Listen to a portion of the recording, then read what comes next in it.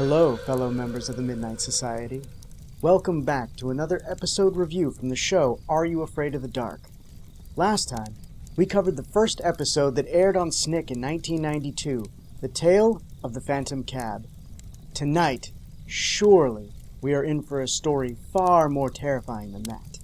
Submitted for the approval of the Midnight Society, I call this Season 1, Episode 2, The Tale of Laughing in the Dark. Rather than opening on the Midnight Society, this episode begins in a story already. Betty Ann, or Beth as she is sometimes called by the group, is our storyteller, describing an amusement park called Playland. Now, we're not shown much, but if this is what passes as a permanent amusement park in Canada, count me out. I mean, it has the quality that looks like one of those traveling carnivals, which, I mean, to be fair, it does add to the creep factor here. Traveling carnivals and circuses always make for good horror. I remember seeing there was a movie called Something Wicked This Way Comes as a child. It's about sort of like a traveling carnival type thing. There's some supernatural elements to it as well, but that movie pretty much scarred me for life.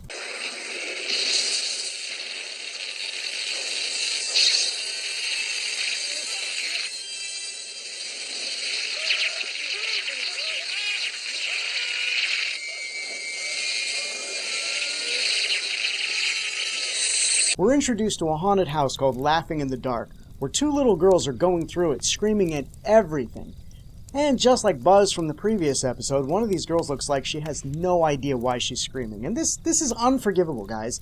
You want to get true terror out of a child actor? It's super easy. Bring their parents to set and have them threaten to feed them nothing but asparagus, Brussels sprouts, and spinach for a week. The final scare of the attraction is a scary clown that pops out from behind a door. Before we can see what happens to the little girls, we cut to the Midnight Society where Kristen is freaking out and threatening to leave. Apparently she has a big fear of clowns, and while they don't do anything for me personally, it's a justifiable fear. Also, it seems like everyone hates Kristen because they ridicule her fear and call her Miss Perfect and stuff. It's kind of weird that they're all friends but not friends. Frenemies? Is that a thing? I don't know. Anyway, this infuriates Kristen, prompting her to stay, telling Beth to do her worst. Yay! Peer pressure! Gary then presents Beth with the sack of flammable dust that teens probably shouldn't have, and her story begins for real. Our three main characters are at Playland on a Friday night. Josh, who is a bit of a jerk, Kathy, and her older brother, who is a bit of a scaredy cat, Ouija. Ouija? Like Ouija board Ouija? That can't be right. No, not like that at all. Spelled W-E-E-G-E-E. Ouija. Okay, well, I hope that's a plucky nickname, because no child deserves to go K through 12 with the name Ouija. Anyway, Josh is busting Ouija's chops for being too scared to ride stuff when they happen upon the haunted house. Josh wants to go in, but Kathy and her brother refuse as they've heard that it's really haunted. Suddenly, what I can only describe as a carny pedophile, played by the same actor who portrayed Dr. Vink in the previous episode, appears and gives the kids the rules of the haunted house.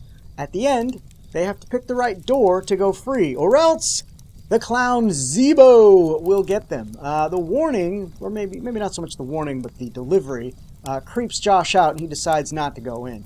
The carny then dials it up to 1,000, stating that Josh can come back at any time because he'll be there. He's always there. Seriously. What? The stranger danger is so strong with this guy, these kids should immediately call the cops, but of course they don't. I'll be here. I'm always here. We come back to the Midnight Society to see that Kristen is barely keeping it together with all the clown talk in the story. She gets ridiculed by Kiki because of this, and then Betty Ann starts up her story once again. The three kids are now in Ouija's very, very sports-themed room during the day, having done some research on the haunted house. They learned that the Laughing in the Dark haunted house isn't the original. There was another one from the 1920s that burned down after a clown named Zebo stole the carnival's payroll and hid in the attraction to avoid getting caught. Unfortunately, he had a love of cigars, and it's thought that he might have been smoking one, which accidentally lit the place on fire with him inside, killing him. Josh then cracks a joke about how smoking is bad for your health, which, I mean, to be fair, it only bothers me because I was going to make the same joke and he beat me to it. Smells a little foul to me. A few years after the incident, the ride was rebuilt with a fake Zeebo at the end to scare people, but it's believed that his ghost is still there haunting the attraction. Josh then pretends to be Zeebo and launches a surprise tickle attack on Kathy, chasing her outside where she grabs a trash can lid and goes all Captain America on him. It's pretty harsh, but ultimately funny. I can do this all day. So I would also like to point out that while all three of these kids are wearing shorts, Ouija's have pleats and cuffs. When was that in fashion? When? Maybe at like a private school for the privileged, but he's wearing it with like a baggy purple t-shirt. One of these things is not like the others, guys. Anyway, Josh then gives Ouija and Kathy a hard time for believing there's a ghost clown in the haunted house, but Ouija turns the tables on him, daring Josh to go inside alone because he thinks he's just as scared as they are. We're then subjected to like a weird transition shot where Josh grabs Ouija like he's gonna knee him or kiss him, and then he like pushes his back up against the camera, and then when Ouija's pulled away, it's revealed that it's now night and they're in front of the haunted house. I mean, points for trying, guys, but it's no Highlander. Wait, wasn't Highlander Canadian produced as well? They sure love their weird transitions there. Josh says if he goes into the haunted house and proves it by stealing the clown's nose, Ouija has to wear it to school for a week. They both accept the terms, and Josh is let into the haunted house by the pedophile in the striped jacket. Oh yeah. He walks through the haunt unimpressed until he sees the disturbing image of an insane clown appear just briefly in one of the warped mirrors. He continues on, but he does bypass a few more scares, including a dragon that breathes real fire in the walking path. Nope. Nope. How has this attraction not burned down again? Like with this? Nope, that's not a thing. That's not a thing in any carnival anywhere in the world. It's seriously the thing I find the most unbelievable about the episode. Josh makes it to the last room, which is filled with doors. He picks the correct door, but goes back for the clown's nose. At first he's afraid of the clown, but after grabbing the nose, he starts talking smack, which appears to have been a big mistake. A sinister light appears beneath one of the closed doors after Josh exits the haunted house, and I think we all know that sinister light means Josh has been marked for death. Smells a little foul to me. Time to check back with the gang at the Midnight Society. Kristen has now sandwiched herself between Gary and Eric in an effort to keep her cool until the end of the story. Eric tries to get away, but she pulls him back. Why, Eric? Why? This is the closest you're going to get to an attractive girl for a very long time. Enjoy it! Kiki then continues spewing aggression at Kristen in an attempt to get her to give up and leave. Give up, Kristen. You can't take it. And look, Kiki, bring it in for a second. Who hurt you? Honestly. I mean, there's only room on this show for one jerk, and that's clearly Eric. Also, look, if you're a fan of Eric, I apologize for making fun of him on both this and the last episode. I only jest because he's a terrible human being. Back in the story, it's now the next day, and Josh is bragging to Kathy and Ouija, who is now wearing the clown nose, about how he wasn't scared at all. Ouija gets mad and he throws the clown nose. Josh goes to retrieve it, but as he does, he starts to smell cigar smoke, which obviously makes him a little concerned, but he doesn't find anything. He does get the clown nose, but as he leaves, we pan back around to see smoke billowing from around a corner, and we hear a creepy laugh. Yeah, we've all seen it, guys. Okay, he is only one stare into the deadlights away from being a big spider alien's lunch, okay? Now things get spicy. Josh comes home after dark to find his parents are at the theater for the evening. They've left him spaghetti for dinner, chocolate pudding for dessert, and a message that reads, "Don't stay up too late playing video games." I would like to nominate these two mystery guests for Parents of the Year. How did they wind up with Josh for a son? Are you guys looking for a replacement? I volunteer as tribute. Smells a little foul to me. Josh starts heating up the spaghetti in the microwave before grabbing the large bowl of pudding from the fridge. A little warning. Those of you who are faint of heart may want to stop watching right now, because what happens next is the most horrifying thing in the episode. Josh proceeds to touch the pudding. Inappropriately is the best way I can describe it, before hearing a creaking noise.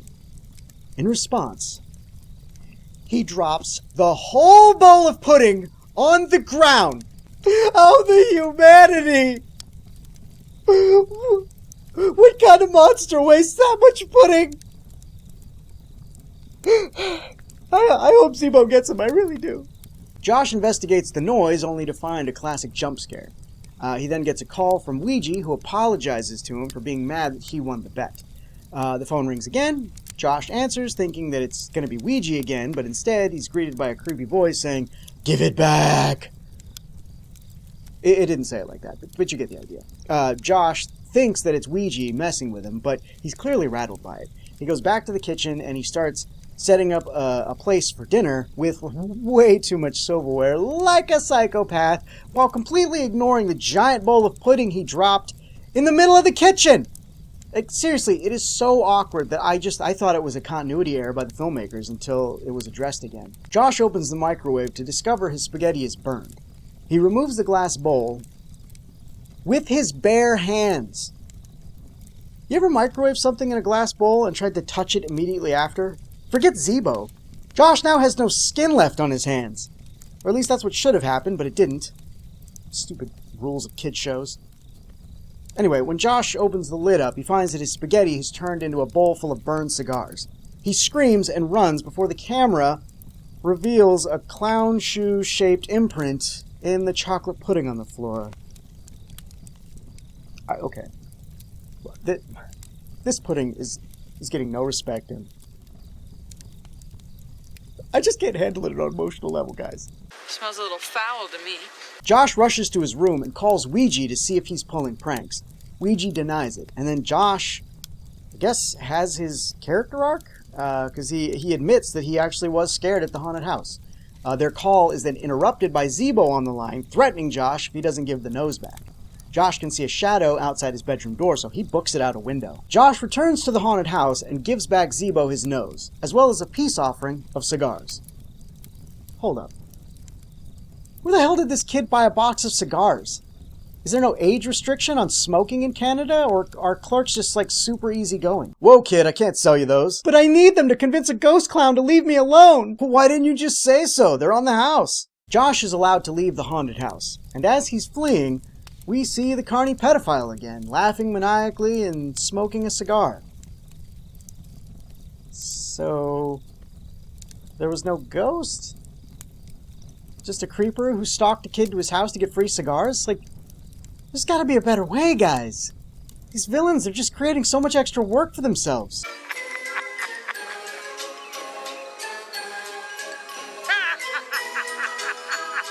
The story ends, and the Midnight Society has the same debate as I did when I watched it about whether there was a ghost or not. Kristen seems okay now that she's made it all the way through the whole story, and then Eric reveals why I hate him so much. I'd say that's a good thing, because we wouldn't want you having nightmares. Would we? Now the review. This episode was way stronger than the first one. The use of the carnival atmosphere and music, along with the creepy clown and legitimate moments of suspense, make this a great ghost story for kids. Younger me would have definitely had a hard time sleeping right after. The child actors in this episode, they were stronger than the previous one, though still not great. Josh is the standout, which works well because he's the main focus of the story.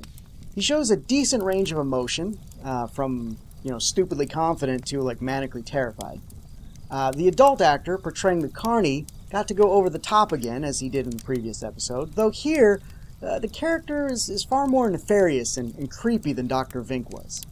Aside from their horrendous treatment of chocolate pudding, I can happily say that the tale of Laughing in the Dark meets the approval of the Midnight Society. Hey, I didn't say it. What did you all think of Betty Ann's tale? Did you see it as a kid? What were some of your favorite tales from the series? Let me know in the comments below. If you enjoyed this video, please give it a like and a share. Don't forget to subscribe and hit that bell icon to be notified when more Midnight Society episodes go up. If you'd like to become a member of this Midnight Society, head on over to Patreon, where you can sign up to support the show and get access to these videos 1 week before everyone else, as well as some other cool perks. Be sure to check out the next episode about the tale of the lonely ghost. Until next time, Are you afraid of the dark?